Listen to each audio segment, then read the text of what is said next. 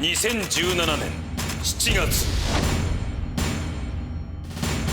夏が来たらキャンプに行きたいねというアウトドア好きを横目に、最強のデッキ構築を続けてきたのはハライチ岩井、仮面女子月野モア、桜井由紀、そして声優界一バトスピ愛が強いと言われる男木山茂雄。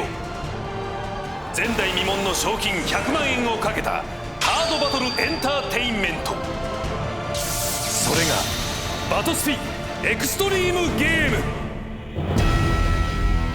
バトスピエクストリームゲームとは、カードゲームバトルスピリッツのユーザーが3人1組でチームを結成しバトルを行う。用意されたのは3つのステージ。1つ目の 3on3 ステージではユーザーチーム同士がバトルを行い、先に2勝したチームの勝利。勝利チームはガーディアンステージに進出。番組が用意した6名の資格ガーディアンからランダムに選ばれた3名全員に勝利すればキングステージに進出。最後はバトスピ最強バトラーキングに挑戦し、見事勝利を収めれば賞金100万円。それがバトスピエクストリームゲーム。さあ今回も始まりましたけれども、最近はいかがですか？最近ですか？私ちゃんと降臨をカードを使ったデッキ完成したんです。あ、降臨を。そうなんです。どうしても入れたくて使うの難しくて、やっと完成したので早くやりたいなって感じです。なるほど。それは見てみたいですね。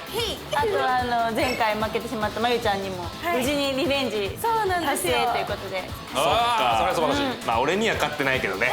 岩井さんにリベンジしたんですよ。さあということでございまして、今回もね100万円に挑戦する2チームを紹介いたします。 Battlespin Extreme Game 3on3 Stage Entry number 7 from で Gifu すよ。 Ito Spirits 剣、家族感がある。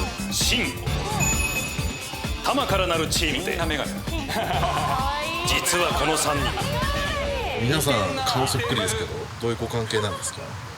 親子でバトスピをやっています。すげえ。なんと血のつながった伊藤家の人々だけで構成されたチーム。100万円という大金の使い道を父健に聞いてみる。家族で旅行したいなと思ってるので、そろそろ暑くなってきたので北海道でもどうかなと思ってます。夏だから避暑地を選ぶといういかにも中年らしいチョイスに子供たちはブラジルとかだよ、ブラジルとか。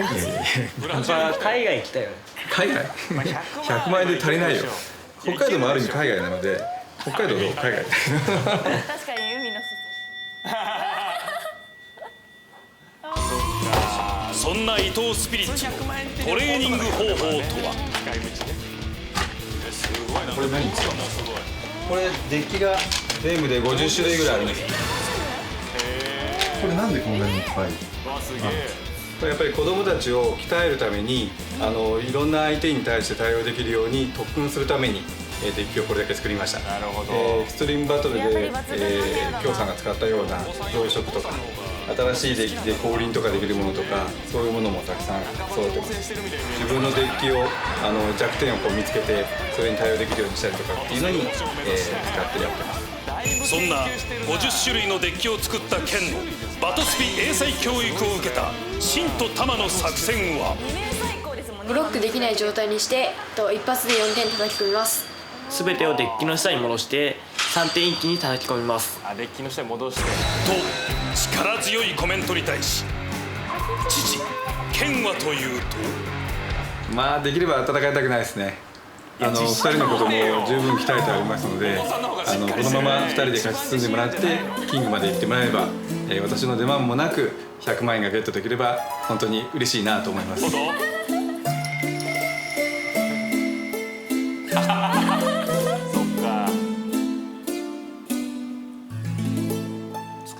たして父健は一度も戦わずして北海道旅行へ行くことができるのか。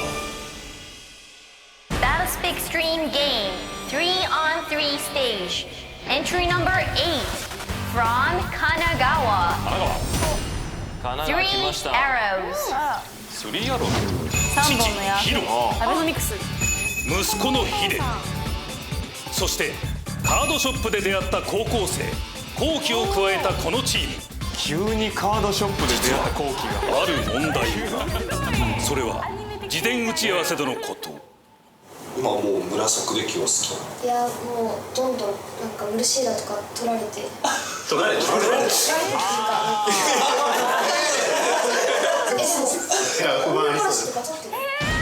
父ヒロが息子ヒデの陰陽わらしを盗んだという疑惑が本当に盗んでいないのか父ヒロを問い詰めると夜な夜な抜いてるような話になってるんですけど、とりあえずそれはないと思います。ヒロ見つかったんですか？見つかってない。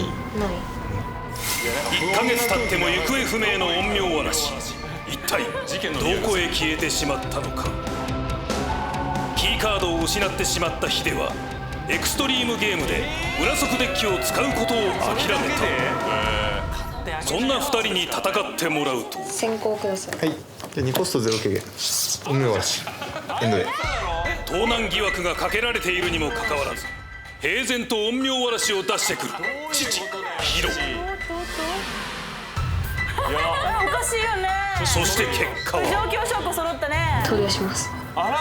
陰陽わらしを駆使したヒロが勝利ちょっとムカつきますね。確かにヒロさんは負けちゃうとあんな感じですか？そうですね。だからヒデが勝って後半っていうパターンが一番いいんですけど、大人げないんで。負けるのは弱いからいけないの。うん、そんな感じです。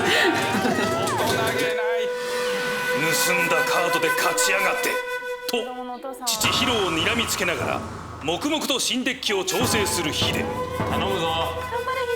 そんな3人に意気込みを聞いてみるとエクストリームカードが緑紫が強すぎるのでちょっとなるほど。エクストリームカードがないガーディアンだったらどうですか？余裕ですね。果たしてスリーアローズは伊藤スピリッツを倒すことができるのか家族対決みたいな感じですね。そうですね高校生も気になりますね。カードショップで出会った謎のねカードショップで出会った後期の情報は何もなかったですけどいや伊藤スピリッツのね家族の方も、もうだいぶ英才教育がなされてる。あれすごいですよね。すごいですね、本当に。いや父親だけね自信なかったですけど大丈夫ですかね。一応大将みたいに出てくるのかな父親はね。そうですね。それでは1回戦先攻スリーアローズヒデさん後攻伊藤スピリッツタマさんゲートオープン開放よろしくお願いします。じゃあ先行参ります。スさあタートステップ、子供対ファーステップなし決ですよでドローステップ。お子様対決といってもお互い1コストストロベリー。そうですね。増殖きましたストロベリーの召喚2効果増殖でストロベリー声。失敗なので噛み合わないトラッシュに置きます。エクストリームではおなじみになってきましたね。増殖2コストそうですね。増リンゴスター殖強いですからねやっぱりね。優勝も増殖チームでしたね。リンゴさん増殖そうでしたね。100万円持ってかれちゃいましたからね。おっとこれは強いぞ。マンゴスティナコスト2から召喚します。強い。よしよしよし。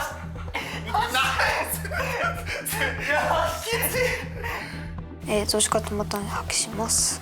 じゃあこれターンエンドで。はい。サーステップ。ワンターン目でコーステップ。もうマンゴスティナ出ちゃうと結構もう増殖がどんどん増えてきます。じゃあメインステップ入ります。早いうちにと飛行場を配置します。はい。これどういうカードですか？これはですね、レベル1、2の効果なんですけどもエンドステップでこのターン自分のライフが減っていなかった時に2枚ドローできるというカードです。レベル2にしてバーストをセットします。はい。ターンエンドでドローステップ。じゃあさあクーリン出ましたよ。2枚オープン。はい。クーリンの増殖。あら。リンゴスターね。コスト3からのリンゴスターからの召喚します。マンゴスティナここで1コアします。またコアがね増えてきますからね。でリンゴスターの増殖であ、また繋がりました。さあ、コスト4からラフラン召喚します。はい、ラフランが出ました。コアブストでもうラフラン増殖で暗号視点が出たことによってもこれ失敗なので止まります。これ止まりましたね。どうするの3コストにこれは強いかと思っていた。おっとブルブルベリーブルブルベリーレベル2レベル2にした上げます。おかわりというやつですレベルね。 2の相関にブルベリーのもう一回引けるんですね。増殖のおかわり。ゴッタップリバーとノーコストで配置できますね。クーリンコスト4から召喚します。クーリン召喚する。リンコスタから取ります。ゴッドアップルリバーは増殖でめくられた時にノーコストで配置できます。そしてお互いのデッキもこれで破棄できなくなりました。マンゴさんここでクーリンにコーブスト。クーリンの増殖。まだ何もやってないんですよ。本当に。もう増殖がこれから続きますからね。リンゴスタ。またつながった。リンゴスタ出ました。一人で一生喋り続けれますからね。マンゴさんここで1個。もう待つしかないですからね。増殖で。オレンジオ。オレンジオが出ますね。増殖が。コーブスト。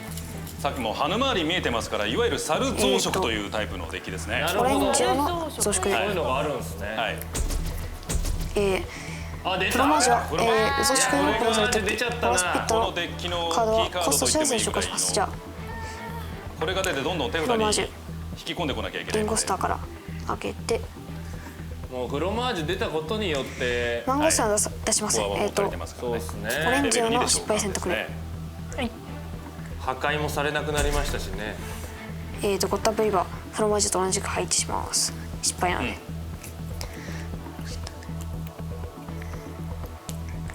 これターンエンド。ターンエンドの効果で機構上相手のエンドステップに自分のライフが減っていなかった時、デッキから2枚ドローします。でレベル2効果相手のエンドステップ自分のデッキを上から1枚オープンして、それが機構を持つスピリットカードの時コストを知らずに召喚できます。はい。大機構武者混合ですね。相手のターン、系統機構を持つ自分のスピリットすべては相手のスピリットアルティメットの効果を受けません。相手のターンだけなんですけどもね。怖いのはですね、このスピリットのアタックブロック時、ソウルコアが置かれていないエントのスピリットアルティメットを一体手札に戻すんですが、このスピリットにソウルコアが置かれている間、手札に戻すべきスピリットをすべてデッキの下に送ります。ってことはこの増殖止められるかもしれない。そうですね。出てこないもんね。うまくいけばそうですね。強っ。そう。オッケー。これ強いね。コンゴ。いやただここまで横並びできてはいるんで。じゃあこれターンエンドで。はい。スタートステップ、コアステップ、ドローステップ。じゃあメインステップ入ります。はい。4コスト2軽減。気候賞しぐれを召喚します。はい。レベル2で。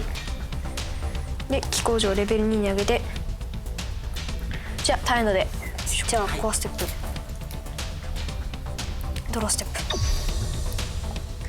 じゃあ1コスト1軽減。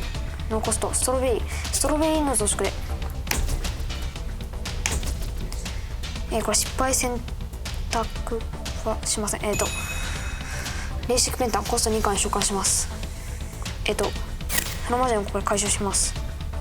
で1コアコストバーサルバーないです。増殖した時じゃあにレーシングペンタンのレベルを下げて3コスト置き場所が2軽減1コスト。見た光景ですねこれ。召喚で効果増殖で並んでますね。しかも召喚されてますからね。オレンジをレ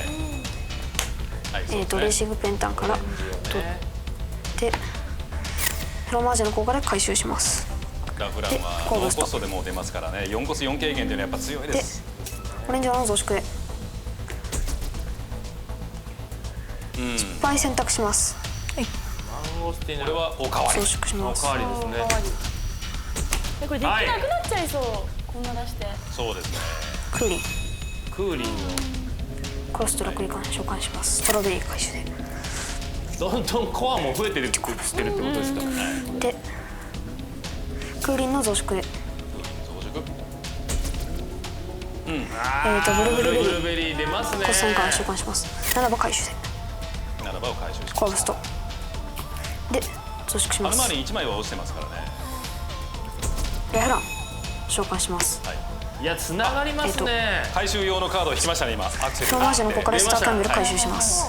スターキャンベル。はい。トラッシュにある強制操縦を持つスピリットカード3枚までを手札に戻すことができます。ラフラン増殖しません。はい。俺も1枚入れてますわあれ。じゃあアクセル。あ、使いましたね。使いましたね。スターキャンベル、スターキャンベルの効果でトラッシュにあるスターキャンベル以外の系統操縦表性の手札を3枚まで加えます。はい。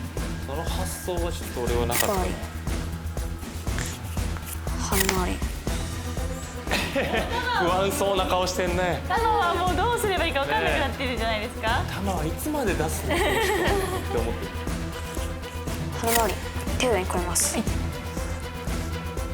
うわあきついよこれ。オッケーオッケーオッケー。はい。オッケもう盤石の状態にしようと。それはお父さんに陰陽話盗まれたら保険かけるようにもなりますわ。紫使えなくなっちゃったんで。オレンジをから取ります。リザーブにはそれかないの封印はしてできません。アヌマーリを出すことによってどうなるんですかこれ。アクセルをノーコストで使用することができますので、オンコットをループして何回も使うことで、並んでいるスピリットすべて5点シンボル5つにしちゃうんです。そんなことができるんだ。はい。もう一回もう一体ただコスト3軽減。ただですね、しぐれを超えなきゃいけないので BP を超えなきゃいけないんで、ハヌマーリンが唯一レベル2で BP1万2000でアタックすることは可能です。じゃあアタックステップは入ります。はい。クーリンでアタックフラッシュあれば。あ、フラッシュないです。じゃあアクセルワーリン万5000か取ります。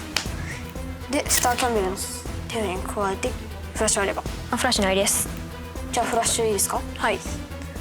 アクセルスターキャンベルフラッシュにあるスターキャンベル以外の系統表性操縦を3枚まで手札に加えます。なので2体いるのでどっちかのアタックでしぐれを破壊することができますので、スピリットを3枚までをこの3枚手札に加えます。はい。バースあれば。今オンコットを回収しました。これでシンボルをじゃあフラッシュあれば。フラッシュもないです。じゃあこれ大人が使っても難しいですよ、サル増殖。いや俺もちょっとアクセルの効果でこのターンで自分の黄色のスピリットすべて黄色のシンボル追加します。はい。でハルバリの効果で召喚できます。じゃあオンコットのアクセルを使用して今ダブルシンボルになってます。スピリットすべて。そしてフラッシュあれば。フラッシュないです。じゃあバーリーアクセル効果で、手元にあるスピットカードを回収します。はい。ハヌマーリンの効果で召喚します。フラッシュあれば。フラッシュないです。さっきスターキャンベル回収しましたね。スターキャンベルアクセルで打ちます。アクセル効果で3枚強制操縦を回収します。オンコットそれで一発か。オレンジ。そうですね、5点。よくできてるわ。フラッシュがあれば。フラッシュの日です。じゃあフラッシュでアクセルオンコット。これも黄色のシンボルみんなに追加します。これでトリプルシンボルになります。ハルマリンの効果で召喚します。バーリンは消滅です。でフラッシュあれば。フラッシュないです。じゃあバーリンアクセル効果で回収します。それで手札に戻ります。止まりません。でパーツは揃ってるんで止まりません。ハルマリンの効果で召喚します。シンボル5つになるまで。フラッシュあれば。フラッシュないです。じゃあスターキャンベルアクセル効果で強制操縦をそうですね、白なのでなんとかマジックでバウンスとかして耐えるしかないのと、あとバーストですよね。フラッシュないです。じゃあ開示バーストなのかライフ減少時バーストなのか。ライフ減少時バーストだったらもう無理ですからね。これでライフ5点一気に減るんで。はい、やります。フラッシュあれば。フラッシュないです。クーリンがアタック中ですから。アクセル効果で。クーリンがアタック中でしたっけ。じゃあ地味に疲労していたから。忘れちゃうんですよ、どれがアタックしてるか。忘れますね。で召喚します。クーリンのアタック長いですね。フラッシュあれば。フラッシュないです。ずっと大丈夫。スターキャンベル。クーリンも疲れるでしょうね。ずっと疲れたまま。アタックした状態でね。します。はい。まあ笑顔ですけどね。フラッシュがあれば。フラッシュないです。じゃあオンコット。栗なんですけど、これで5点になります皆さん。はい。栗？フラッシュあれば。フラッシュないです。それタヌキだからと思ってた。栗のタヌキだから。栗のタヌキ。一応笑顔でイガグリぶつけてきてる凶悪な生き物だ。フラッシュはあれば。フラッシュないです。結構凶悪な生き物だね。じゃあこのアタックはクーリーのアタックは。クーリーのアタックはじゃあしぐれでブロックします。はい。クーリーを破壊します。じゃあクーリーの破壊時効果。トラッシュにある系統表性を手札に加えます。ラフな手札で。はい。じゃあクーリー破壊する。1万です。超えられるのはハヌマーリン。ハヌマーリンでアタックします。じゃあ金剛でブロックします。じゃあ金剛のブロック時効果。このスピリットのバトル時にソウルコアが置いてない相手のスピリットアルティメット一体を手札に回します。ということでこのハヌマーリンを一体手札に回します。おっと一体手札に戻すことができます。で金剛は破壊されます。はい。じゃあ続けてアタックします。フラッシュあれば。そうですね。フラッシュありません。じゃあこちらフラッシュ使います。はい。フラッシュでスターキャンベル。フラッシュになり表性装置を3枚まで手札に加えます。この3枚手札に加えます。フラッシュあればどうぞ。フラッシュないです。できたらですがまず最初しぐれでブロックしてそれ破壊されてもよかったんです。でもう1体のハヌマーリンを金剛でブロックしてそれをバウンスすれば2体とも処理できたんですよ。これで戻されちゃうね。そうだね。フラッシュないです。じゃあないですこちら。はい。じゃあバーストも開けませんしね。これクリーンなとこ。あじゃあライフでいけます。ありました。ずらした。一発でした。まさかのクーリンで5点にしてくる。はい。うわ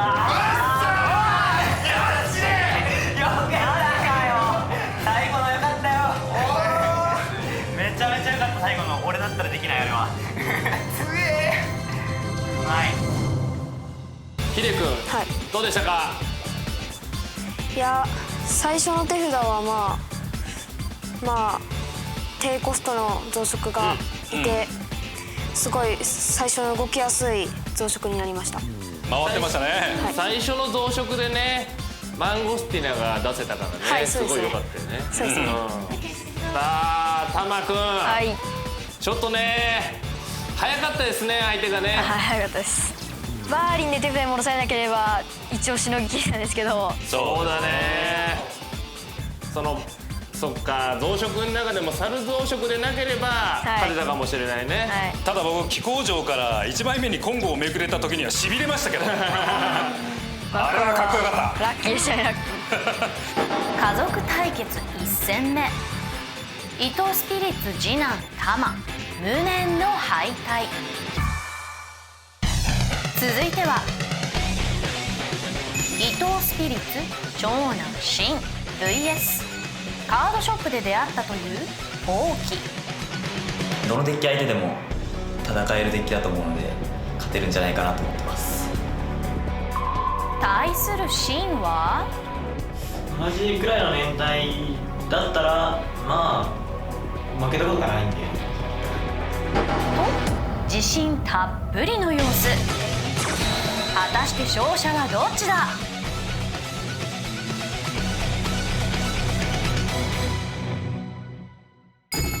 バトスピまず3次元アイドルっていう一般化してることによって、そうじゃない人も含まれてしまうじゃないですか。別に私たちやらされてると思ってやってないですし、本気で歌詞に気持ち込めてやってるのに。で岩井さんはフォロワー8万9000人いるんですよ。その人たちに対して影響力とか考えたんですか？お前どこいじってくれてんだよお前。おいめんどくせえことになったんだからよ。実は岩井が SNS でこんなことをつぶやいていた。3次元アイドルにあまりハマれない理由が分かった。曲中歌詞で結構いいこと言ってるのに歌ってる本人たちが思ってない感じが見え隠れするところに大人にやらされてる感じが見えてかわいそうになってしまう。これにさくらは激怒。アイドルはもちろんそのファンも敵に回してしまった。3次元アイドルはちゃんと自我があってちゃんと自分たちの意思で表現してるんですよ。そう見えてないよっていうことで。そう見えてないよって思うのは岩井さんの主観ですよね。これだったらこれはあくまで俺の主観を書いてんじゃなくてツイッターでつぶやくとこでしょ、自分の思ったこと。いやそうですけど、影響力を考えていってほしいんです。これはあくまで主観であって断定しているわけではありませんがって。いや見え隠れするって書いてるんですよ。見え隠れするように見えると書くべきです。だったらその振る舞いがアイドルっぽくないもんだ。いや別に私はもともとアイドルとしてこの先ずっとやっていくつもりはありません。あ、ほら、いやこういうとこだよ。いや違う、本当に今は俺はこういうとこにアイドルにちょっと幻滅するところがあるわけですよ。だから3次元アイドルに僕はハマれないっていうことよ。じゃあ3次元アイドルって言ったら2次元アイドルだったらいいんですか。2次元アイドルは完璧だもんだ。2次元アイドルなんてやらされてるどころかもう作られたものじゃないですか。自我ありませんよそこに。何言ってんの、自我あるじゃん。2次元アイドルあん中で生活してんだから。いやいや、サブカルチャーを愛するんだったらもっと多様性を認めていろんなところの良さを認めていくべきだと私は思いますよ。アニメのアイドルの完璧さったらないよ、本当に。いやいやいや、みんな頑張ってんだよ。みんな頑張ってんだよ。みんな頑張ってるように書くんだから当たり前じゃないですか。何ですか。なんだ。おい。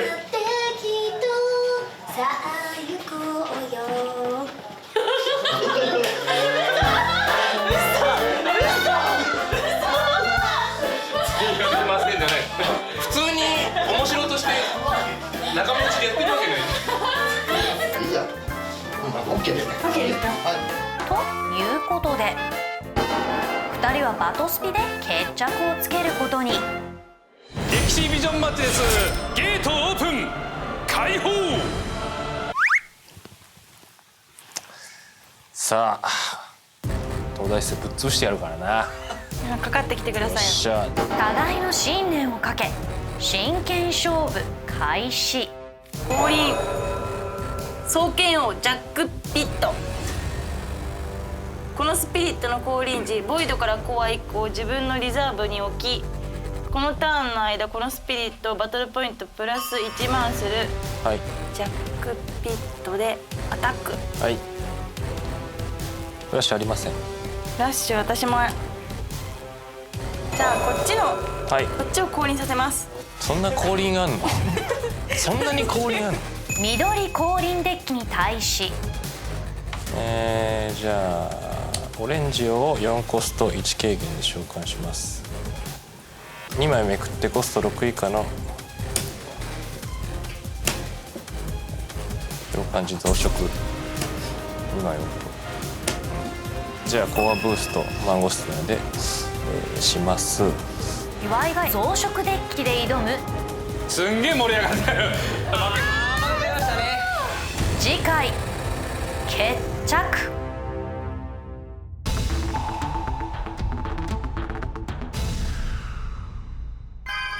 バトスピニュース。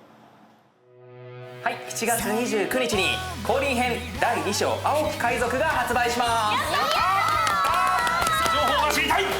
では第2章の中から今回ご紹介するカードは緑の X レアじゃん、はい、旋風王獣ブラストサーネルです。このカードは降臨時とアタック時に旋風2を発動でき、相手スピリットかアルティメットを2体も10披露させることができるんです。さらにですよ、このスピリットのアタック時効果でバトル終了時に10披露状態の相手のスピリットアルティメット1体につき相手のライフを1個トラッシュに送ることができるんです。回復状態のスピリットに降臨することができれば、降臨時効果とさらにアタック時効果でうまくいけばスピリットアルティメットを最大4体披露させることができるんですね。そして相手のライフを4個奪うことができるんです。これは強力。皆さんもぜひゲットして遊んでください。降臨編第2章青き海賊はブースターパック8枚入り200円、自販機ブースター4枚入り100円です。皆さんゲットして遊んでください。はい、それでは続きまして7月の土日限定で開催されるバトスピの日のお知らせになります。大会もフリーバトルもバトスピを満喫できるショップイベントとなっております。さあ今回はですね、大会優勝記念品がございますよ。大人気のバトスピリメンガラスリーブの紫バージョンが手に入るんで。これはね、言うなきゃダメですよ。でもこれ優勝しなきゃいけないんですよね。頑張ってください。優勝してください。出ようかなと思ってこれ欲しいから。優勝してください。みんなね、プレイヤーの皆さんびっくりしちゃいますけど、スピノさんだよねみたいな手加減してくれるかもしれないですよ、もしかしたら。